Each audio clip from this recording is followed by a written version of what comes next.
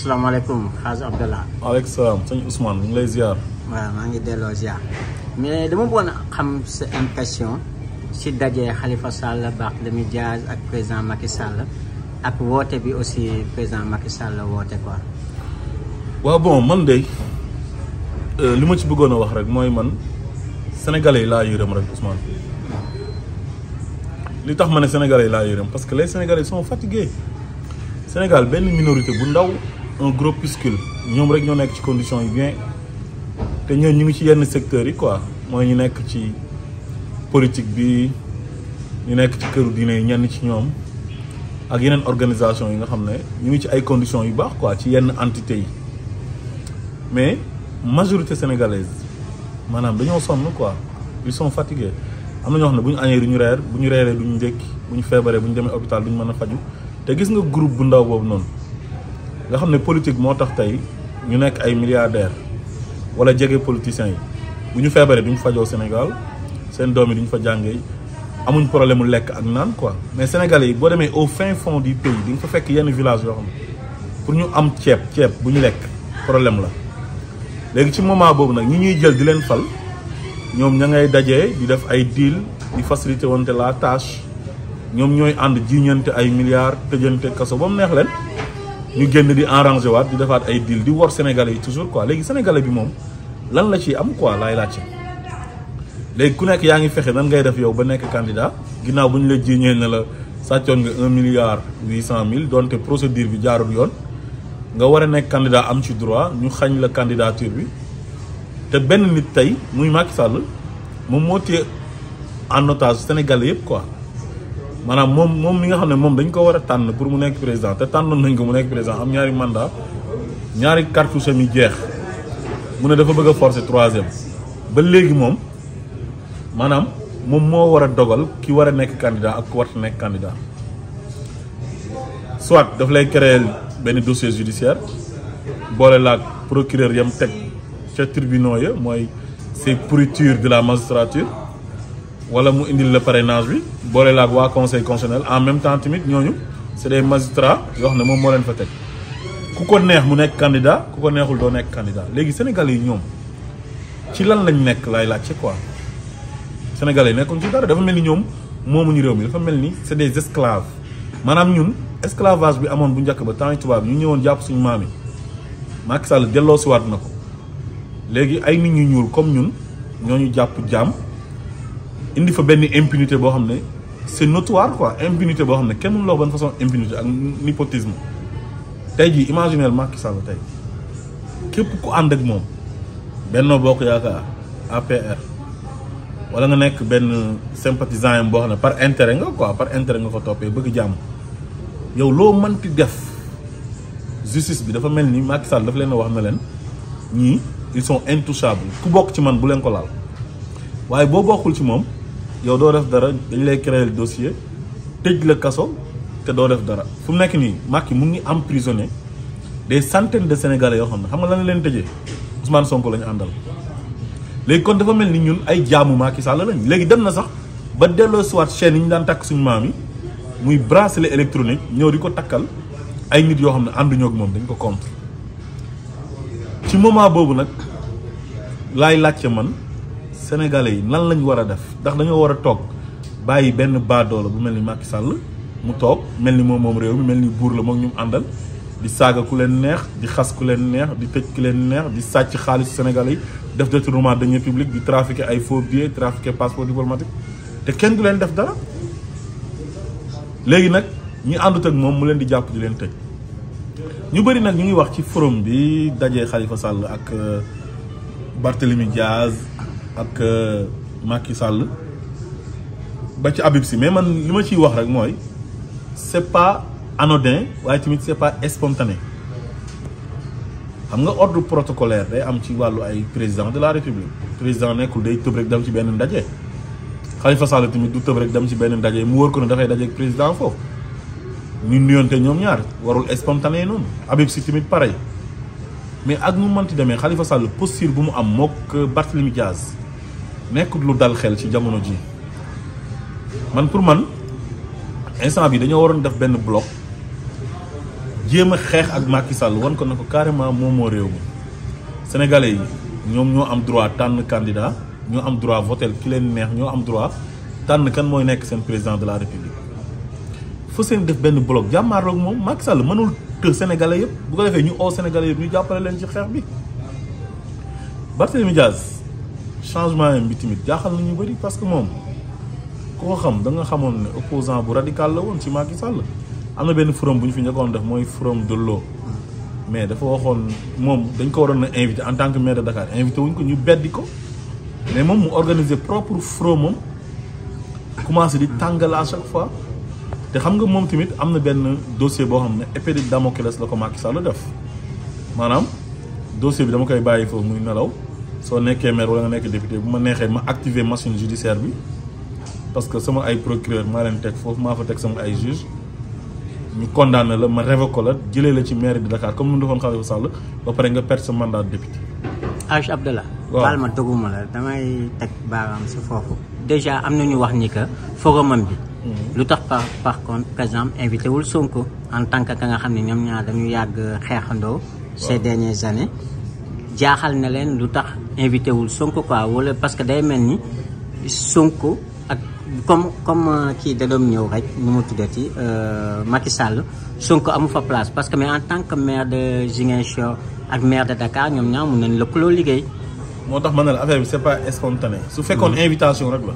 war na mën a invité Ousmane Sonko en tant que personnalité politique. waaye en tant que maire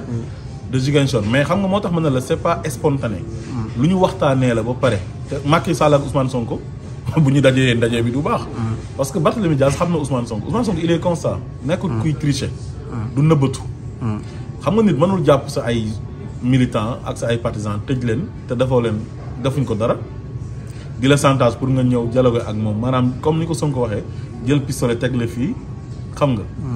di la chantage. Sonko nee na doxul ci loolu. moom lépp lu muy perte na ko perte ci dëgg. loolu moo tax Barthélémy Diaz du mën a invité Sonko. parce que xamoon na ne Macky Sall daf fay ñëw. Khalifa Sall il n'est pas maire de Dakar maire honoraire la mais dañ ko wax ne ko ñëwal nga gisee ak Macky Sall. Habib Sy moom mooy le président de la conférence des leaders de Yewwi Askan Wi moom tamit daf fa ñëw. nuyoonteeg Macky Sall te seen nuyoo bi dafa nekk nuyoo boo xam ne daal. dafa maanaam dañoo kontaan daal ñoom ñëpp malgré Macky Sall fi mu jaar ak ñoom li mu leen di def lu muy teg Sénégalais yi coono yi xam nga injustice bu métti bi loolu yëpp ñoom daal ñu ngi dajee di reetaan Sénégalais yi nga xam ne nag ñoom ñoo doon génn di xeex après xam nga ñoom ñooy nekk les perdants quoi. mais tey Ousmane Sonko su fekkee ne Sénégalais xeex na ba génn ci àdduna parce que day jàppale Ousmane Sonko. ñooñu duñ mën a mere Ousmane Sonko seen famille tamit duñ mere Ousmane Sonko parce que Ousmane Sonko nekkul koo xam ne dafay def ay compromission maanaam day ñëw gëmloo nit ñi benn affaire ba pare fekk si suuf moom mu ngi négocier wul ak Macky Sall te moom wax na lu mu war a wax ba pare. mais li ma bëggoon a wax ci Barthélémy Diaz rek li changement yam bii nii li ko waral man daal dama jàpp ne lenn la mooy ne Bart Boy Town la Baobab la dëkk yow xam nga ko bu baax a baax juddu fekk baayam nekk ci système bi. muy dem vacances États-Unis di jàngee ci école privée yi xam nga xamul benn coono uteeg ñi nga xam ne ci àll ba lañ juddoo di nekk ci jafe-jafe ak ñu nekk ci banlieue bi di nekk ci ay inondation di xam nga ñii di dox di jàngi école di galérer quoi. léegi moom dem na ba nekk maire de Dakar am nekk député tamit mu nekk député maire ñaari poste te waa ji tribunal lay xeexee moom xeexam yëpp justice la moom du xeexee argument du xeexee programme Macky Sall justice lay xeexee. te miné na justice bi c'est un terrain miné pour les opposants ku fa jóg yi boo moytul mu affaire bi explosé sa kaw léegi nag est-ce que ci diggante bi papaam bi nga xam ne conseiller Macky Sall la parce que moom mu ngi dëkk kër papaam ba léegi est-ce que toogul waxtaan ak moom yedd ko ne ko Bart léegi nag da ngaa war a changer parce que léegi tu es devenu député maire de Dakar te loolu c'était pas évident xam nga jéemal naxante ak waa ji parce que waa ji mën na nangu sa mandat député mën na la révoquer ko léegi yooyu yëpp yu muy moytu la waaye nag su ma doon moom man damay jiital intérêt Sénégal quoi mais du ma jiital sama intérêt personnel quoi. Khalifa Sall tamit candidature am bi li ñu ko fa xañee jaaduwul mënoon na xeexee ci neneen nu dul di naxanteeg Macky Sall naan day négocier ak Macky Sall mel ni daal Macky Sall moom mooy yàlla wala moom daal buur la ba da ngay ñëw neexal ko pour mën a nekk candidat te dafa mel ni dañoo def seen bopp bi ne il faut isoler Ousmane Sonko bon. waaw du ma ko interpréter noonu nag mais daal damay ñu bëri ñu ngi ci am benn perception bu mel noonu. il faut isoler Ousmane Sonko comme moom mooy favori bi bu demee élection day gagné ñëpp ak ku mu mënti doon léegi nañ écarter Ousmane Sonko dem dialoguer ak Macky Sall suñu dialoguer ak Macky Sall ba pare bàyyi ko moom mu nekk candidat ñun tamit mu bàyyi ñu nekk candidat suñ demee gagné ko syndrome 2012 bi ñëw comme sénégalais dañoo mere Macky Sall ñu sanctionné Macky Sall ba pare fal leen waaye gëwma ne nag ça va se reproduire. d'ailleurs da nga nekk si Ousmane Sonko dama bëggoon rebondir tuuti nga jeexale si ñaari question mooy jugement wu ak Mame Mbaye Niang bi suba la suma juumoon. ma xam loo si xalaat de un de deux dama dégg ay rumeurs bay gars yi di casse un peu quand même malgré que Sonko dañ koy nangul lépp mais am na ñu bëri ñu naan par exemple ay ñoom Fadilou Keita ñoom Diomaye Bassirou Faye xawma lan il est pas assez virulent bi leen téye quoi deful yenn commentaire même que bi muy wax dafa mel ni daal dafa am ñu koy interpréter sax naan dafa mel ni yëngalu ko quoi affaire yooyu yow lan nga si xalaat nañ ngay tontu ñooñu. lan mooy yëngalu ko nan ngay nekkee ak sa ay partisans ñu jàpp leen te du la yëngal mais Ousmane Sonko dañ ko sës ci miir bi fu mu nekk nii lan la ci man yow nit koo xam ne dañ lay booleeg sax ay kilifa diine pour boo waxee ñu ne yow da ngay oo ay nit pour ñu xeex ci mbedd mi da ngay raylu ay doomi jàmbur xam nga te kilifa diine yooyu ñuy manipuler ñoo la gën a xam ne Ousmane Sonko dañ koy persécuter dañ koy tooñ mais comme lu yàlla wax ne istaraw bi ayatillahi samanan qalilan mooy Sénégal day gis ñoo xam ne diine lañ jàng di sol ay dara ak mbaxana fekk yow sax kuy sol culotte ci mbedd mi sax moo leen gën leen jikko gën leen ragal yàlla waxuma ne nag ñëpp la mais bëri na ci donc ñooñu la ñuy utiliser léegi pour ñu koy diaboliser mais am na loo xam ne mënu ko forcer mënuñoo jàpp Bassirou Diomaye Faye mu ne nañ ko génnee par force su doon loolu la kañ moom ay problème boppam yi ñu ko teg mettre ko sous contrôle judiciaire ci ay caaxaan ay fen tere ko génn dëkk bi yàqal ko ay activité politique am bu bëggee def nemmeeku tu ñu ne ko doo ko def bu doon loolu la kañ mu fajal ko boppam mais Ousmane Sonko fu mu nekk nii mu ngi xeex mu ngi am ñooñu am nañ ay avocat mu ngi wax ak moom nekkul ne lu mu war a def da koy wax ci kaw wala déet mais am na loo xam ne mënoo ci dara état tamit état la ñenn rek ñoom ñoo mën a jàppale ñoom Bassirou Diomaye Faye ñenn ñoo mën a jàppale Ousmane Sonko bañ génn ci situation bi ñu nekk mooy le peuple est souverain état lu mu am doole peuple bi moo ko ëpp doole peuple bi nag bu ñu jógee ne lii na dakk ñëpp nekk benn gis nga opposition bi ñoom Khalifa Sall ñoom Barthélémy Diaz waa société civile bi ñëpp ñu nga xamante ni dañoo bëgg tey Sénégal gëm république gëm démocratie ku nekk da nga war a jël sa ay intérêt nga sànni fële ñu ñëw def benn bloc bu mag comme F24 bi bañ Macky Sall séparer leen bañ Macky Sall diviser leen ñu ne dañuy faire face à Macky Sall pour injustice bi Macky Sall nekkee Sénégal ak jaay doole bi mu nekkee Sénégal ak forfaiture bi mu fi nekkee mu jeex mais du Ousmane Sonko rek moom moo mën a xeex loolu bu ñu jàppee ay nitam lu mu ci man lu dul di ñaawlu ko rek dina dem di seeti gars yi dina nemmeeku seen famille am nañ ay avocat yi def mais avocat lu mu mënal Macky Sall ay juge am la yore bépp juge boo xam ne mënoo ko defal sale boulot doo taxawaalu ci tribunaux yi doo fa am benn poste moom mooy nommé à tous les postes civils et militaires c'est lui qui préside le conseil supérieur de la magistrature mooy teg ay procureur am teg ay juge am juge boo xam ne nangu woo ko defal sale boulot doo am benn responsabilité te ñam fa teg ñëpp ñooñu tey ci ay waawam la ñuy wëy dafay wax ak ñoom ba pare lii laa bëgg nga defal ma def la procureur lii laa bëgg nga defal ma def la juge d'instruction wala doyen des juges moo tax ay Maham Diallo bu ñu ko waxee na ko yóbbul ma Ousmane Sonko chambre criminelle malgré dossier bi dafa vide dara nekk fa mais daf ko yóbbu chambre criminelle Mamadou Seck ku mu ko indil mu tëj ko juge Mamadou Seck benn dossier rek la daw mooy bu Ousmane Sonko bi te xaw ma lu tax mu daaw ko Mamadou Seck ñëpp moo leen def mandat de dépôt te jàppeewu leen dara lu mu leen jàppee nekkul ci code de procédure pénale nekkul ci code pénal procureur yi muy nommé nii ay ñoom Amadou Diouf ak ay ñoom Abdou Karim Diop ak sama grand la Abdou Karim je le connais personnellement ñoo bokk fu ñu dëkk xam nga ay ñoom Ibrahima Bakhoum ak mais nommé wu leen nii rek bu doon loolu la ay ñoom Souleymane Teliko du leen isolé juge yu intégré ñu ngi ci tribunaux yi mais Macky Sall benn xeex rek lay xeex mooy justice lay xeexee moom benn arme la am mooy justice te ñu ngi koy defal li mu bëgg donc Ousmane Sonko mënu ci dara ñenn daal ñoo mën a dimbale Ousmane Sonko dimbale peuple dimbale sénégalais yëpp mooy le peuple sénégalais dimbale suñu bopp yàlla na ne inna allaha la yughayyiru ma bi qawmin hatta yughayyiru ma bi anfusihim dëkk pour mu soppeeku du da ngay toog nii rek naan dañoo bëgg mu soppeeku da ngay jóg wane lu tax nga ne dëkk bii dama bëgg mu soppeeku dëkk yu baax yëpp dafa am révolution xam nga pour mën a soppeeku waaye su fekkee ne dañuy toog di jaay naa fekk lu Macky Sall def ñu bàyyi ko naan ay yàlla baax na nañ ko muñal ak nañ kii bu waree jeex dina jeex du mas a jeex gis nga Macky Sall li mu bëgg bés bu ko amee maanaam mooy fexe ba éliminer Ousmane Sonko ba pare forcer 3e candidature am bi toog ci nguur gi lay dee lu leer laa la wax te loolu amul benn sénégalais bu ko war a nangu parce que ñun Macky Sall gënuñu ñun ba ne def ñuy noot di ñu jiite par force di jalgati constitution bi loolu sénégalais ñoo ko war a nangu gis nga sénégalais buñ gëmloo na la yow Ousmane Sonko ngay xeexal pour falu xam nga nee naa la ñu ngi instrumentaliser ay nit ñoo xam ne nee nañ ay nitu diine lañ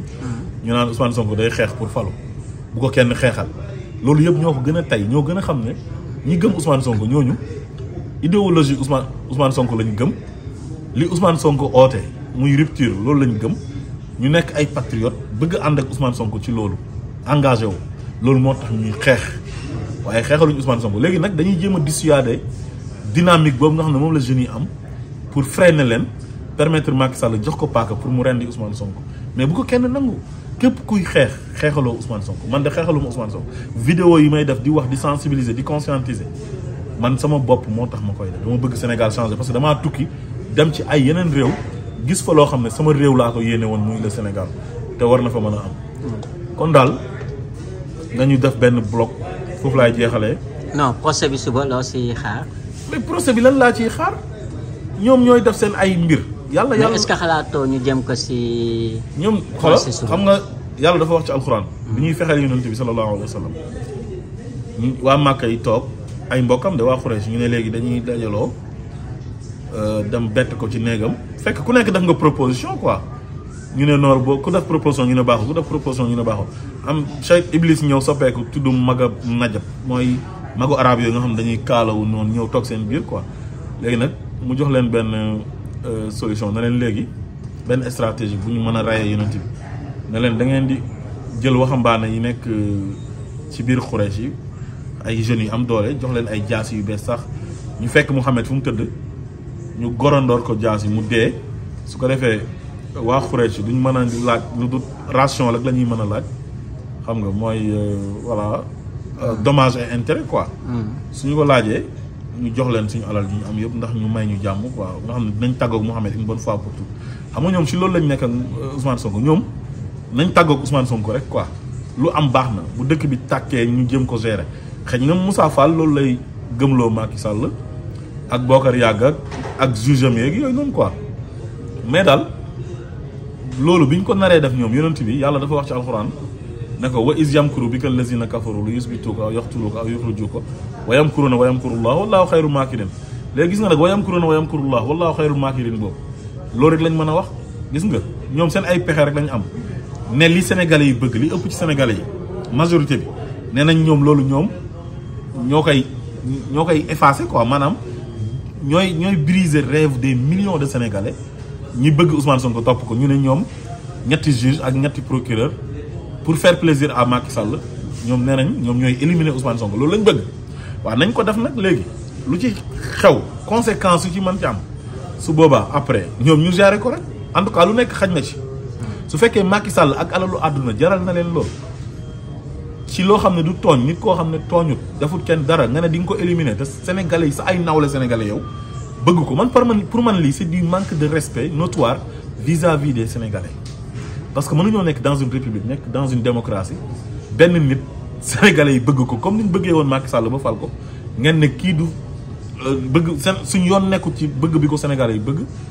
dañ koy éliminer on s'en fout. Hadj Abdallah foofu da nga juum da nga ne comme ni sénégalais yi bëggoon Macky Sall mais Macky Sall c'est un président par défaut. waaw mais en tout cas ñoo ko fal 2012 il a pas gagné à 58% loolu ñëpp xam nañ ko. mais ñoo ko fal. waaw ñoo ko fal mais bëggatuñu woon Ablaye Wade comme fal nañ ko bëgg nañ ko donte maa fi sës wala yaa fi sës mooy tax a falu loolu la.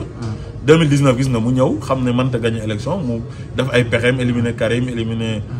Khalifa indi parrainage tànn ñu ko neex dem ak ñoom élection gagné élection yi sàcc ko par force. doole daal lay jaay mais daal yàlla daal moo ëpp doole waaye nag yàlla bay sa tool. peuple bi nañ jóg bañ a nangul li muy def Sénégal parce que li muy def ñëpp xam nañ ne dara baaxu ci Macky Sall nekkul nit ku baax. Idriss Seck dafa doon wax ne Macky il a tous les défauts de Wade mais aucune de ses qualités Idriss Seck moo doon wax loolu mu ne Macky il a tous les défauts de Wade mais aucune de ses qualités wax jooju xam nga laa ci mën a jàngee mooy Wade lu mu fi nekkee woon mooy dafa banaliser woon état banaliser ay ministre institution yi mu désacraliser ko xam nga Macky il fait la même chose mais Wade fi mu ko tanee ak fi mu ko gënee mooy Wade deret ji moo baax gor la quoi am na yu muy jomb am yu muy bañ am na probité morale am na vergogne mais kii moom il a franchi la ligne rouge moom lu muy def Senghor ñemewu ko woon def Abdou Diouf ñemewu ko woon def Wade ñemewu ko woon def maanaam moom dafa ëppal quoi mooy baa doole la léegi nag bu ëllëgee bu ñuy falati nit nañ xool nit ki jaar-jaaram xool juddoom xool ban façon doomi aadama la ndax boo ko falee du la indilaat yeneen problème parce que li ñu nekk nii di ko dund waroon nañ ko mën a dépasser. waaw parce que dama lay fekk si loolu parce que au fait man li may metti mooy procès yi mujj yëpp Sénégal la ma fekk mais bu fekkee ni mu daan demee lay demee dañuy dem barricade cité kër góor gi tooñ dëkkandoo yi du ñu génn du ñu dugg ba pare économie Sénégal bi dañ naan booy de am ñu scooter am ñu droit daw essence kenn du ko jaay ak bouteille léegi ça va coûter encore des milliards si dëkk ba nga xam ne déjà dëkk bu pauvre la. waaw man loolu sama crainte quoi. mais loolu laa lay wax nga ne Macky Sall moo faalewul ay république ak ay droit yeeg ay loi loolu Ousmane Sonko comprendre na ko bu yàgg. nee na waa ji xamul ay loi ak droit il ne connaît que le rapport de force. waa ji rapport de force rek la xam maanaam yow ko toog naan ay man nous sommes dans une démocratie nous sommes dans un état de droit Macky du doxee noonu de. bu doon état de droit est-ce que nit am na droit ci lu nekkul décision justice. nga ñëw xëy rek barricade bundu kër jàmbur loolu fan la am ba pare restreindre liberté waa kër góor gi nga xam ne ñoom seen yoon nekkul ci politique jotewuñu ak yow dara ndax benn jëmm état de droit nit dina bëgg a def nemmeeku tour pour dem seeti ay militants yam nemmeeku leen nga ne ko doo ko fi defee di yónni ay gendarme ñu koy topp état de droit di nga dem di instrumentaliser justice kon nga xam ne yow heure bu waa ji jógee rek nga créer ko benn dossier ne ko aja kaay procès ay nit di ci dee lu ko fi jar moo tax Macky Sall mënta am mujj gu rafet Ousmane man bés bu amee mujj gu rafet man dootuma nekkati jullit man damay démissionné ci damay tubbi dama koy waat billaahi wallaahi tallaahi Macky Sall mënul am mujj gu rafet parce que xolam innal xasanaat yuzhibna sayyi'aat xam nga yu rafet dafay effacer yu ñaaw mais Macky Sall amul dara lu rafet lu mu def te in ahsantum ahsantum li anfusikum wa in asatum falaha gis nga boo rafetalee lu rafet ngay am boo ñaawalee tamit sa bopp ngay ñaawal moo tax Macky Sall lu mu def ci lu ñaaw yëpp après dafay këppwaat ci kawam ndax hal jazaawul ihsaan illal ihsaan lu rafet mooy fayam lu ñaaw mooy fayam man amila saalihan fa li nafsihi wa man asa fa alayha soo jëfee jëf ju rafet sa bopp nga ko defal waaye boo ñaawalee tamit sa bopp la. asalaamaaleykum wa rahmatullah. jërëjëf Allah Diaz jërëjëf.